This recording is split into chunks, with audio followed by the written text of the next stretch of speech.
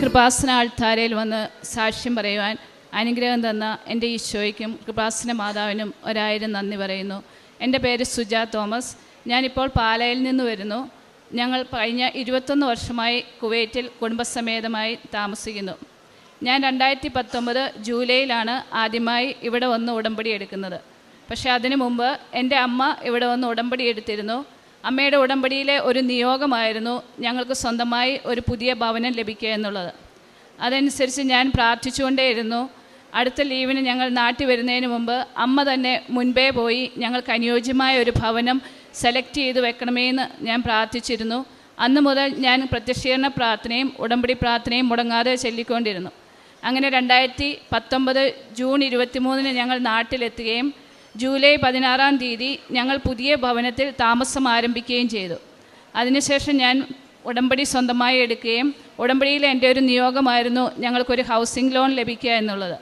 അതനുസരിച്ച് യാതൊരു തടസ്സങ്ങളും കൂടാതെ ഞങ്ങൾക്ക് ഹൗസിംഗ് ലോൺ സാങ്ഷൻ ആകുകയും ഞങ്ങൾ കുവൈറ്റിലേക്ക് തിരിച്ചു പോകുന്നതിൻ്റെ തലേ ദിവസം തന്നെ രജിസ്ട്രേഷൻ നടത്തുകയും ലോൺ സാങ്ഷൻ ആക്കുകയും ചെയ്തു. രജിസ്ട്രേഷന് മുമ്പ് തന്നെ ഞങ്ങൾ പുതിയ വീട്ടിലേക്ക് താമസം ആരംഭിച്ചിരുന്നു. അതിനുശേഷം 2022 ജൂൺ മാസം ഞങ്ങൾ നാട്ടിലേക്ക് വന്നിരുന്നു. ആ സമയം ഞാൻ ഉടമ്പടി പുതുക്കിയിരുന്നു. അതിലെ എൻ്റെ പ്രധാന ഒരു നിയോഗമായിരുന്നു എൻ്റെ മക്കൾക്ക് +2 നന്നായി പഠിക്കുവാനുള്ള അനുഗ്രഹം ലഭിക്കണമെന്ന്. എനിക്ക് 2 ഇരട്ട പെൺകുട്ടികളാണ്. അവർ സയൻസ് ഗ്രൂപ്പ് എടുത്തിട്ടാണ് +2 പഠിച്ചുകൊണ്ടിരുന്നത്. പക്ഷേ അവർക്ക് ഫിസിക്സും കെമിസ്ട്രിയും വളരെ ബുദ്ധിമുട്ടായിരുന്നു. എൻ്റെ പ്രധാന നിയോഗം അത് മാത്രമായിരുന്നു. ഓരോ പ്രാവശ്യവും സ്കൂളിലേക്ക് പേരൻസ് മീറ്റിങ്ങിന് പോകുമ്പോൾ വളരെയധികം ടെൻഷനോടുകൂടിയായിരുന്നു ഞങ്ങൾ പോയിക്കൊണ്ടിരുന്നത്. പക്ഷേ ഈ ഉടമ്പടിയിൽ ആ നിയോഗം വെച്ചതിന് ശേഷം ഞാൻ അവർക്ക് എന്നും ഉടമ്പടി വിശുദ്ധ വസ്തുക്കൾ കൊണ്ട് തൈലം കൊണ്ട് കുരിശ് വരയ്ക്കുകയും എക്സാമിന് മുമ്പ് ഉടമ്പടി തേൻ ഒഴിച്ച് വെള്ളം കുടിക്കാൻ കൊടുക്കുകയും ചെയ്തിരുന്നു. അതിനുശേഷം പ്രിൻസിപ്പളിനെ കാണാൻ പോകുമ്പോൾ സിസ്റ്റർ തന്നെ ഞങ്ങളോട് ഇങ്ങോട്ട് പറയുമായിരുന്നു, നിങ്ങളായിട്ട് മക്കൾക്ക് ടെൻഷൻ കൊടുക്കണ്ട, അവർക്ക് നന്നായിട്ട് പഠിക്കാൻ പറ്റുന്നുണ്ട്. അതുപോലെ അവരുടെ ബോർഡ് എക്സാമിന് മുമ്പ് ഫെബ്രുവരി മാസം ഞാൻ ഇവിടെ വന്ന് അവരുടെ ബോർഡ് എക്സാമിന് നന്നായിട്ട് എഴുതാൻ പറ്റണേ എന്നുള്ള നിയോഗത്തിന് വേണ്ടി മാത്രം ഇവിടെ വന്ന് ഉടമ്പടി പുതുക്കിയിരുന്നു. അതനുസരിച്ച് അവർക്ക് നന്നായിട്ട് എക്സാം എഴുതാൻ പറ്റി. എല്ലാ ബോർഡ് എക്സാമിന് മുമ്പും അതിരാവിലെ തന്നെ ഞങ്ങൾക്ക് അവരുടെ ബോർഡ് എക്സാം സെൻറ്ററിൻ്റെ അടുത്തുള്ള വിശുദ്ധ കുർബാനയ്ക്ക് പങ്കെടുക്കുകയും അവർ ഉടമ്പടി വസ്തുവായ ഉപ്പ് സ്വല്പം പോക്കറ്റിൽ ഇട്ടുകൊണ്ട് പോകുമായിരുന്നു. അവർ എക്സാമിന് മുമ്പ് ആ പേപ്പറിൽ അവർ പറയുമായിരുന്നു, അവർ വിശ്വാസ പ്രമാണം ചൊല്ലി ഉപ്പിട്ട് പ്രാർത്ഥിച്ചിട്ടായിരുന്നു ഈ എക്സാമിൻ്റെ ആൻസർ പേപ്പറുകൾ തിരിച്ചു കൊടുക്കുന്നത്. അങ്ങനെ റിസൾട്ട് വന്നു കഴിഞ്ഞപ്പോൾ മക്കൾക്ക് 2 പേർക്കും 80% കൂടുതൽ മാർക്ക് ലഭിക്കാൻ അനുഗ്രഹം നൽകി പരിശുദ്ധ അമ്മ സഹായിച്ചു. അതുപോലെ അവരുടെ ഉപരിപഠനത്തിന് വേണ്ടി ശ്രമിക്കുമ്പോൾ അവർ 2 പേരും 2 വ്യത്യസ്ത കോഴ്സുകളെ പഠിക്കുകയുള്ളൂ എന്നായിരുന്നു പറഞ്ഞുകൊണ്ടിരുന്നത്. പക്ഷേ എൻ്റെ വലിയൊരു ആഗ്രഹമായിരുന്നു ഇരട്ട പെൺകുട്ടികളായതുകൊണ്ട് അവർ ഒരേ കോഴ്സ് ചെയ്യണമെന്നുള്ളത്. ഞാൻ അതിനെ നിശബ്ദമായി പ്രാർത്ഥിച്ചുകൊണ്ടിരുന്നു. അതുപോലെ കോഴ്സ് തിരഞ്ഞെടുക്കുന്ന സമയമായപ്പോൾ അവർ വിതിൻ 10 മിനിറ്റ്സ് അവർ ഡിസൈഡ് ചെയ്യുകയായിരുന്നു ഞങ്ങൾ 2 പേരും ഒരേ കോഴ്സ് ചെയ്തു കൊള്ളാമെന്ന്. അങ്ങനെ ഫോർമാലിറ്റീസ് അവർക്ക് ഇറ്റലിയിൽ അഡ്മിഷൻ ലഭിച്ചു. പക്ഷേ അഡ്മിഷൻ്റെ ഫോർമാലിറ്റീസൊക്കെ കഴിഞ്ഞിട്ട് വിസയ്ക്ക് ഞങ്ങൾ അപ്ലൈ ചെയ്ത് കഴിഞ്ഞിട്ട് വളരെയധികം ഡിലേ സംഭവിച്ചു. അതായത് 2 ആഴ്ചയോളം അവരത് ഹോൾഡ് ചെയ്ത് വെച്ചുകൊണ്ടിരുന്നു.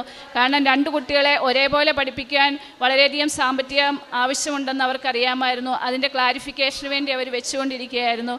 പക്ഷേ ഒരു ദിവസം ഇപ്പോൾ കുവൈറ്റിൽ ഞങ്ങൾക്ക് കൃപാസനത്തിലെ അഖണ്ഡ ജപമാല സ്റ്റാർട്ട് ചെയ്തിട്ടുണ്ട്. ഞങ്ങൾ 4ാമത്തെ ആഴ്ചയിൽ സെപ്റ്റംബർ 28 ഈ ഒരു ഒറ്റ നിയോഗത്തിന് വേണ്ടി ഞാനും എൻ്റെ ഹസ്ബൻഡും മക്കളും കൂടി അഖണ്ഡ ജപമാലയിൽ പ്രാർത്ഥിച്ചുകൊണ്ടേയിരുന്നു. ഏതാനും ദിവസങ്ങൾക്ക് ശേഷം ഇറ്റാലിയൻ എംബസിയിൽ നിന്ന് കോൺസുലർ എന്നെ നേരിട്ട് വിളിക്കുകയും ഞാൻ അവിടെ പോയി അവരോട് സംസാരിച്ചു. അവരെന്നെ വളരെ സ്നേഹപൂർവ്വം, അവരുടെ പേര് മരിയ എന്നാണ്. അപ്പം ഞാൻ മാതാവിനോട് പ്രാർത്ഥിച്ചുകൊണ്ടിരുന്നു, മാതാവാണ് ഈ വിസ തരുന്നതെങ്കിൽ അതിനെനിക്കൊരു അടയാളം തരണമേ എന്ന്. അതുപോലെ മരിയ എന്ന പേരുള്ള ആ കോൺസുലർ അവർ എന്നെ വിളിച്ചതിന് ശേഷം പുറത്തേക്ക് ഇറങ്ങി വന്ന് എന്നെ അവരുടെ റൂമിലേക്ക് കൂട്ടിക്കൊണ്ടുപോയി എന്നോട് എല്ലാ വിവരങ്ങളും ചോദിച്ച് എന്നെ അവിടെ ഇരുത്തിക്കൊണ്ട് തന്നെ മക്കളുടെ സ്റ്റുഡൻറ്റ് വിസയും എൻ്റെ വിസിറ്റ് വിസയും അപ്പോൾ തന്നെ അടിച്ചു തന്നു. ആദ്യം എന്നോട് പറഞ്ഞു 2-3 ദിവസം ആകും ഈ വിസ കിട്ടാൻ വേണ്ടി. പക്ഷേ ഞങ്ങൾക്ക് നാട്ടിലേക്ക് ഇവിടെ വന്ന് സാക്ഷ്യം പറയണമായിരുന്നു. ഞാൻ പ്രാർത്ഥിച്ചുകൊണ്ടേയിരുന്നു. ഞാൻ ഓഫീസിൽ തിരിച്ചെത്തി. ഏതാനും അരമണിക്കൂർ പോലും കഴിയുന്നതിന് മുമ്പേ കോൺസുലർ എന്നെ വിളിച്ചിട്ട് പറഞ്ഞു, നിങ്ങളുടെ വിസ റെഡിയാണ്, നിങ്ങൾക്ക് വന്ന് കളക്ട് ചെയ്യാം, നിങ്ങൾക്ക് നാട്ടിലേക്ക് പോകാം. അതനുസരിച്ച് ഞങ്ങൾ നെക്സ്റ്റ് ഡേയിൽ കുവൈറ്റിൽ നിന്ന് ഇവിടെ എത്തി. അപ്പോൾ എൻ്റെ ഒരു നിയോഗമായിരുന്നു, എനിക്ക് വിസ അടിച്ച് കിട്ടിക്കഴിഞ്ഞാൽ ഞാൻ കൃപാസനത്തിൽ വന്ന് സാക്ഷ്യം പറഞ്ഞിട്ട് എൻ്റെ സ്വന്തം വീട്ടിലേക്ക് പോകുമെന്ന്. അങ്ങനെ ഞങ്ങൾ കഴിഞ്ഞ ബുധനാഴ്ച കുവൈറ്റിൽ നിന്ന് ഇവിടെ എത്തുകയും സാക്ഷ്യം പറയാൻ വേണ്ടി വന്നപ്പോൾ അച്ഛൻ്റെ ലൈവ് ശുശ്രൂഷ നടക്കുന്നതുകൊണ്ട് അന്ന് സാക്ഷ്യം പറയാൻ പറ്റില്ല എന്ന് പറഞ്ഞു.